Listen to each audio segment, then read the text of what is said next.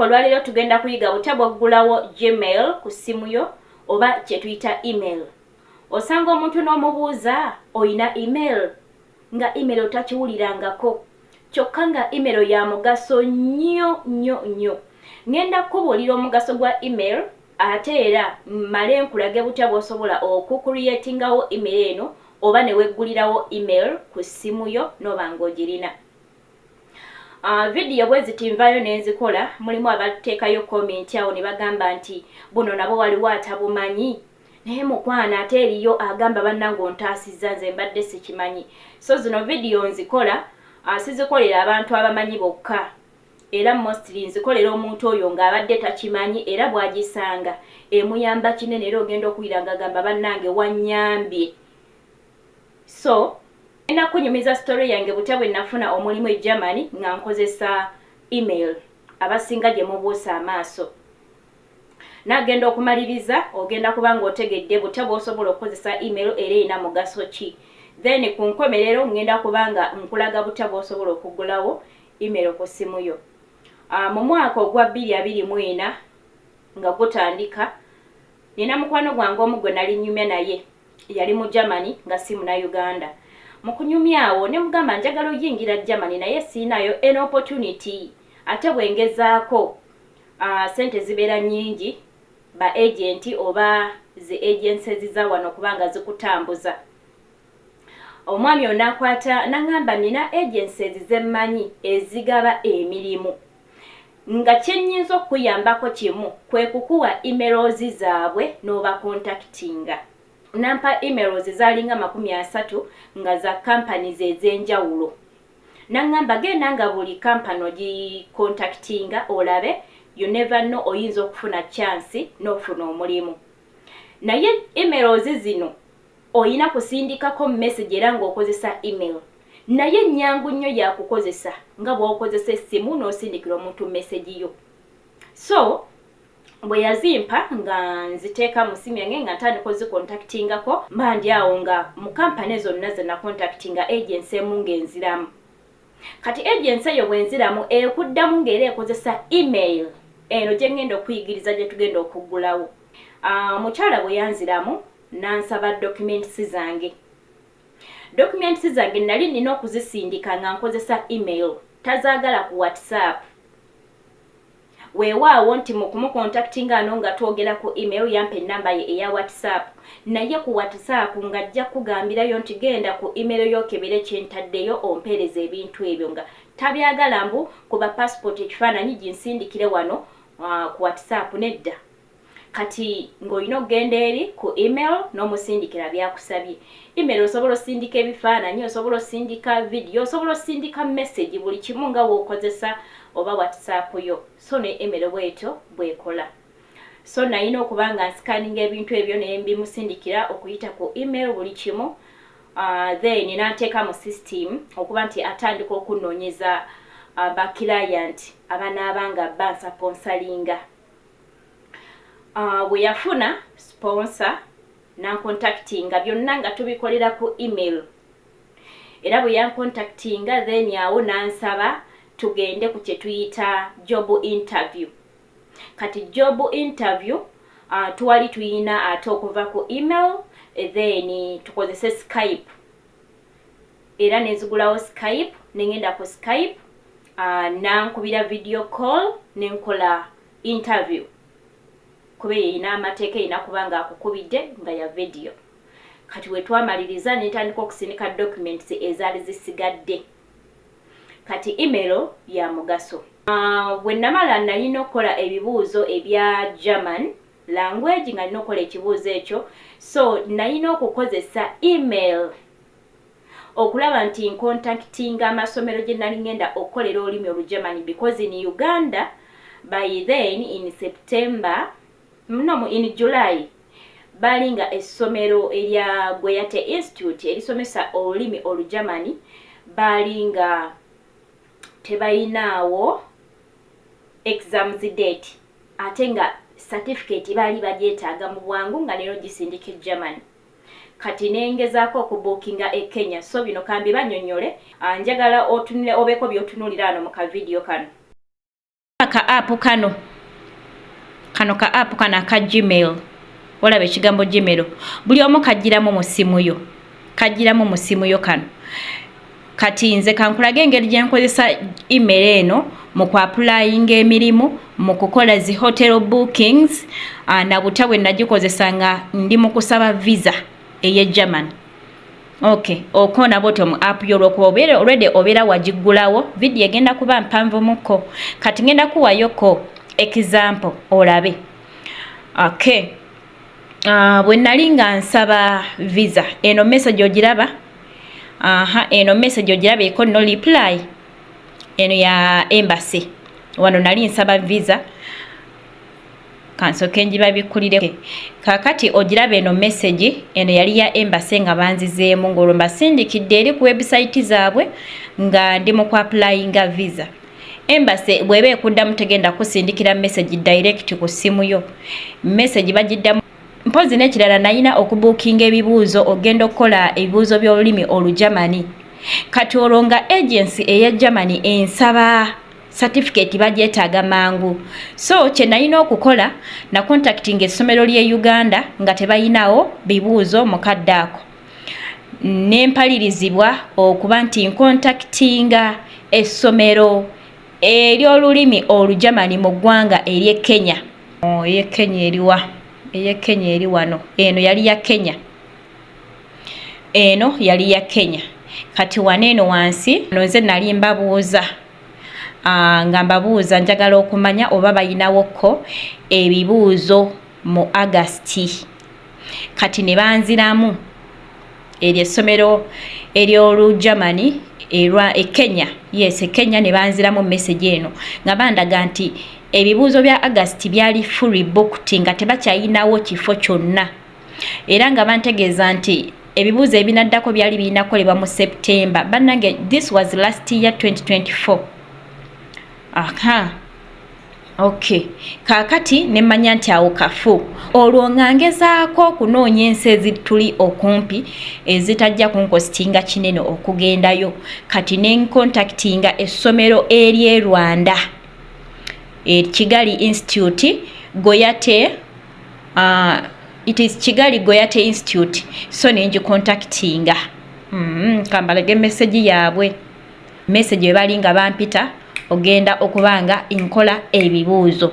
Olwo ngeri namaze okusaba byonna ne banziramu ne bambulira olunaku oluliwo nensasula ssente. We namala osasula ssente risiiti nenzisindika through email nenzibasindikira ne balyoka babanga bansindikira invitation okugenda nkole ebibuuzo e Rwanda.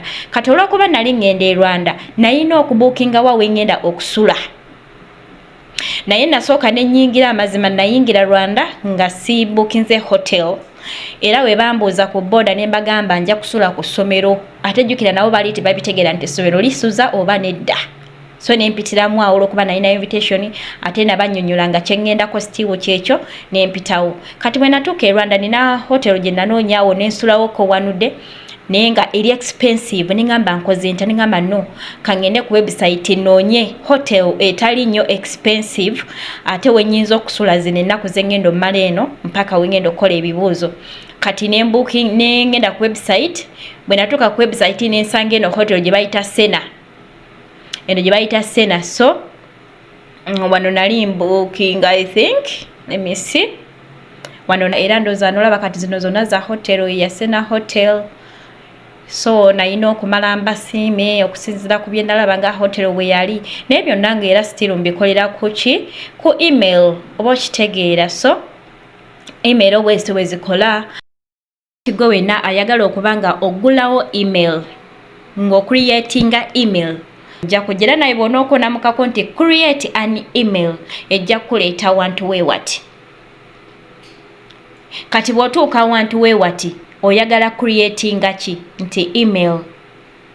Kaakati ojja kukoona mu kigambo kino kiraba ekigambo Google ojja kukikoonamu.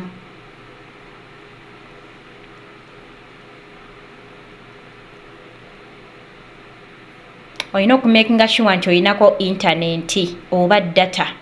Kaakati bwekuleeta wano olaba ekigambo kino create account.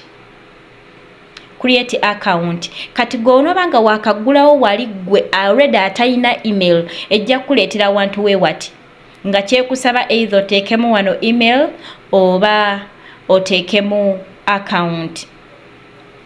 So ojja kujja wano mu kigambo create account okikwatemu. Kati wano account ogenda kukola ya mulimu oba business oba yo nga gwe omuntu. Kati ffe tukola yaffe omuntu ojja kuona wano eno for my personal use kigambo ekisookawo. Then bw'omala okukikwatamu egenda kuleeta wantu we wati ogenda kuteekamu amannya g'oyagala okukozesa. First name kati wano katugambe nti first name yange nja kuteekamu Timo lyonna ly'oyagala. Osobola oteekamu amannya go. Just when I'm giving an example katuteekewo nti first name ye Timo, eryokubiri tuteekewo nti tuteekewo Kikajjo annange. Just eno bana njikola naye mbawa example though email egenda kwecreatinga naye nze sigenda kugikozesa. Kati bwe tugamba nti Timo Kikakajjo nti gemanya go gotaddemu ojja kujja okone mu kigambo next. Kyali badde kirungi nnyo n'okozesa amannya go. Enokozesa amannya go obanga yeggwe Christine nakyo bakozesa ago amannya go. Okay, kati kona mu next.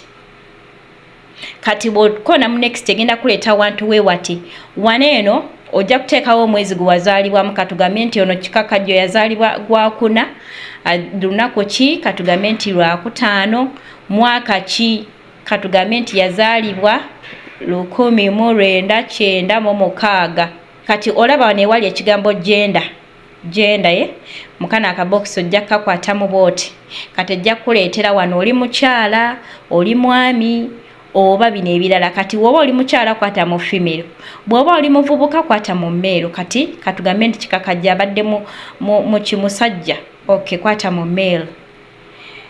Kati bw'omala okubanga okutebeni era jangu wano mu kigambo next.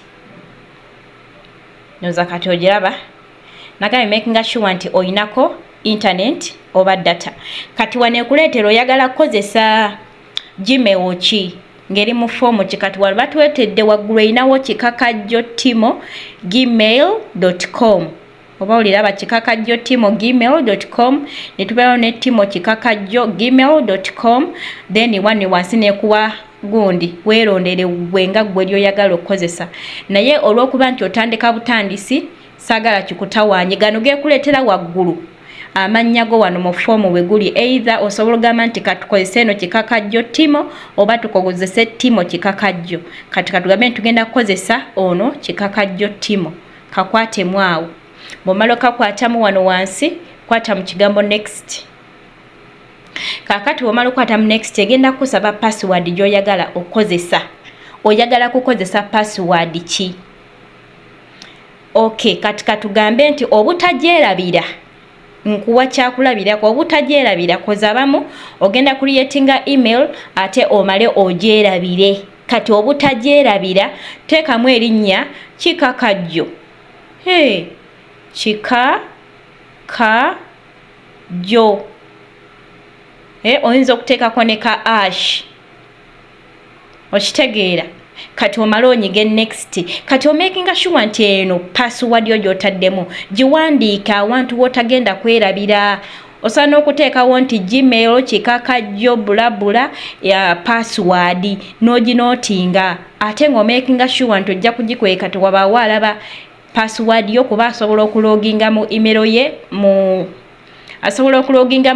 ye ku ssimu ye. Okay. Kakati womaliriza mukwano password yaffe giwandiiseko wabbali oleme gyerabira koona wano mu kigambo next. Okay. Kati batugambye nti password teri strong. Please choose a strong password. Kati bwe kugamba nti password teri strong osobola ogamba teri strong, okay, kandekeyo Kikakajjo then ash onooteekako nti 256. Ogirabye kasi tegamba nti teri strong, just ogenda kwongerako bwongezi either enamba oba oyongereko leeta yonna. Omakinga sure either oteekako ka ash oba kasita ne namba. Okay, kati tugambye nti eyo ye password yaffe ne tunyiga next. Kati ndowooza olaba kati waneeno bajja kuleetera wano naye kino oluusi kijja nga wasettinga essimu yo bakubuuza nti password bagisevinga ebire mu ssimu yo. Kati bw'onyiga wano ku save kijja kuyamba kitya nti bw'onooba weerabidde password yo ndoza nakyo nja kukibalagirira butya bw'osobola owera okulaba eri password yo nga gyeri. Kati eno ye password yo gy'olaba awo. Okay, kati weekuleetera wantu we bwatera nyiga save. Password esavinze kati era okone wano ku kigambo next. Kati wokona ku kigambo next ekuleetera awantu weewati. Awantu weewati olabawo. Kati ogenda kuona ku kino ekigambo I agree kikwatemu.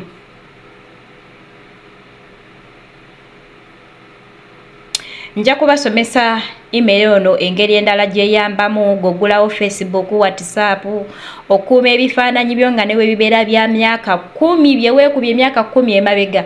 Bw'obanga oyina email bisobola okuba nga byesevinga, essimu neweebula ne bagibba naye ng'okyajjukira email yo, ebifaananyi bye byonna w'ogulira essimu empya n'oloogingamu bijja kudda. Kakati email yaffe eri gye tutaddemu eya kikakajjo emaze okuba nga egendayo. Kati katugirabe wano yiino eya kikakajjo gye tuva okuliyetingawo. Eno email ogiraba bwezze wano eya Timo Kikakajjo. Olweza waggulu nzibika twetaagawo eno yokka. Kati eno ojja kugikwatamu ebe nga ye reading essimu yo. Omala ogikwatamu ndowooza olaba kati nti wano Timo Kikakajjo yakola mu ssimu. Kati buli muntu yonna gw'osanga nakubuuza oyina email nti ye mpa ku email yo. Ng'omugamba eri Timo, tugambye eri Kikakajjo Timo gmail.com. Kati nga gw'ogimuwa kati yoyo waba amanyi okozesa email wanaaba alina kyakugamba ajja kugenda eri ku email akutereyo akameseji. Ogenda nga wano Timo Kikakajjo afunyeyo akameseji nga kaziyaani ono.